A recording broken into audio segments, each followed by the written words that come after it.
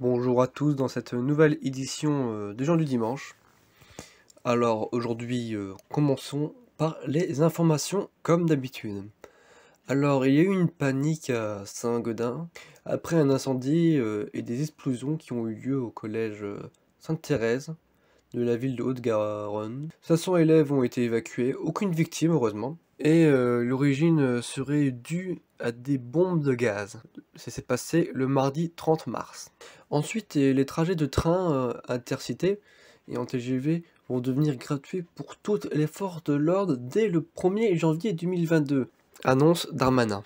C'est vrai qu'avec la polémique dessus, sur les policiers, c'est vrai qu'il leur a donné des avantages, c'est très bien. Alors maintenant pour le Covid, maintenant avec Macron, sa déclaration, je vais parler que de l'éducation, pour le moment.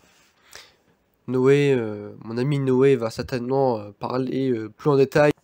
Alors la semaine du 5 au 5 avril sera en distanciel pour toutes les écoles, collèges et lycées de France.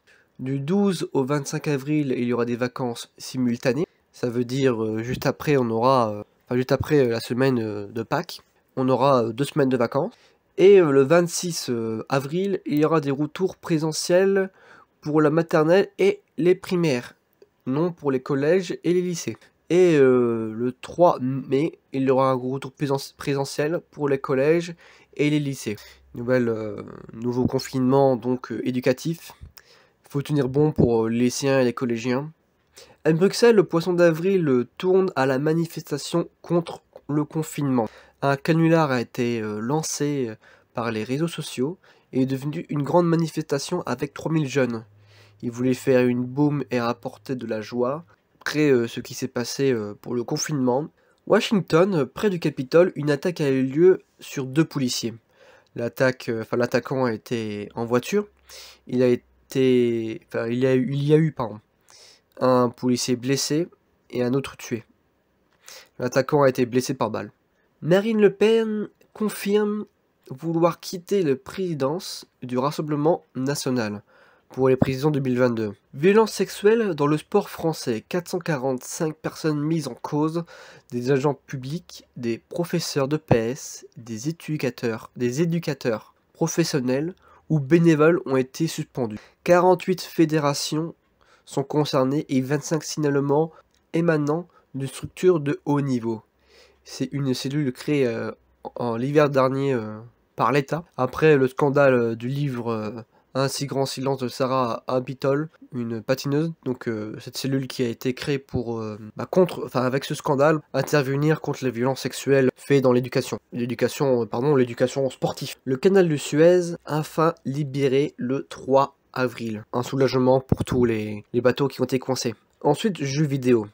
Alors, la Japan Expo, initialement prévue à la mi-juillet à Paris, a été annulée pour la 2e année consécutive en raison du contexte sanitaire. Le festival est alors reporté en juillet 2022, ce n'est pas trop étonnant d'ailleurs. Et ensuite, le nouveau personnage de League of Legends, Gwen, et qui combat avec des ciseaux. Design assez ressemblant au roi déchu, parce que c'est la poupée de sa femme, qui se bat avec une paire de ciseaux. Et il y a eu aussi le nouveau personnage de DBD, Dead by Daylight, qui est sorti. Évidemment, pour le nouveau personnage de League of Legends, il n'y a que des teasers, il n'est pas encore sorti. Et les teasers ont été faits le 26 mars. Coup de gueule. Effectivement, j'ai un coup de gueule parce que les soins aux jeunes transsexuels deviennent interdits dans l'Arkansas. Premier État états-unien à adopter une loi en ce sens. Les 2 chambres législatives ont voté pour l'interdiction également de la couverture d'assurance maladie pour ces mêmes personnes. Ce qui est littéralement une honte, parce qu'on est transsexuel, qu'on n'a pas le droit d'avoir de soins. C'était mon coup de gueule de la semaine. Sur ce, je vous laisse avec mon ami Noé. Bonjour, bienvenue dans ce nouvel épisode des gens du dimanche. Aujourd'hui, très rapide intervention de ma part, juste pour rappeler les restrictions sanitaires qui ont été mises en vigueur dans toute la France. Donc on avait remarqué donc un confinement mis dans les Hauts-de-France, avec donc un couvre-feu à 19h et une limitation de 10 km pour sortir dans la journée, abandon d'attestation. Et après l'allocution de Monsieur le Président de la République, Emmanuel Macron, nous avons pu, pour parler de la culture, remarquer qu'ils avaient mis en place, ou du moins ils allaient commencer à mettre en place, un agenda de réouverture. Donc des réouvertures des restaurants, des bars, mais ce qui m'importe le plus pour ma part, ce sont donc par exemple les cinémas ou les musées, encore une fois. Donc encore, après normalement ce confinement, un grand pas pour la culture en France. Rien de nouveau sinon au niveau de la culture, mis à part une grande nouvelle que Netflix a annoncée récemment, la fin de tournage de la série The Witcher, qui avait d'ailleurs bien plu lors de sa première saison, et la bibliothèque de Disney+, qui commence de plus en plus à s'agrandir avec de nouveaux films qui arrivent chaque semaine. Et bien sûr, la série Falcon et le Soldat de l'Hiver, qui continue à se jouer ces semaines. Donc c'était une très rapide intervention de ma part cette semaine, je m'en excuse. Quoi qu'il en soit, je vous souhaite un très bon lundi de Pâques, à la semaine prochaine.